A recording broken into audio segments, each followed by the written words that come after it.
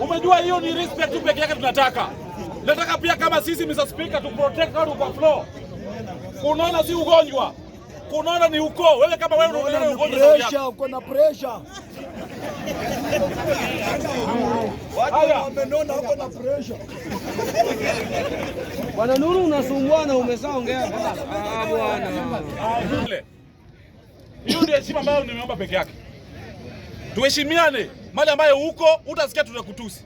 Mimi utasikia mimi engineer atakuja kutusi mtu Jakaranda. Sijuangi. Ndio maana mimi napiga sasa yangu ya amani. Mimi nataka amani Kenya. Ya mwisho.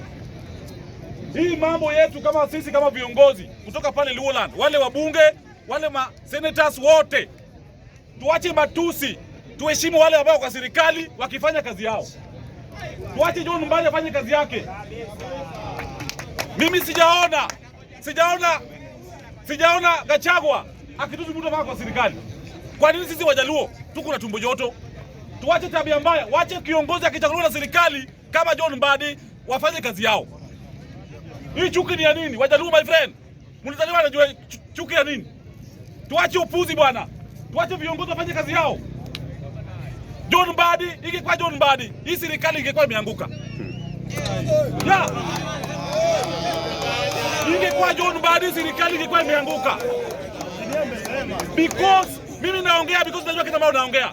John Mbadi ameshikilia serikali na anang'ang'ana zaidi. Umejua saa hii najua hapa Jakaranda my friend. Najua Nuru Kanga amemwaga pesa hapa. What a one time. Sasa najua mko na pesa mnanusa. Mimi nataka niwaambie, nataka niwape mwezi tatu. Mtakuja kwa serikali my friend. Mpende msipende. Hii ndio serikali ambayo itawapeleka mbele. Tuache upuzi.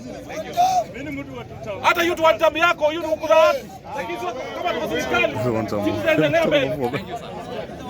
Wewe huko. Nikuje. Bwana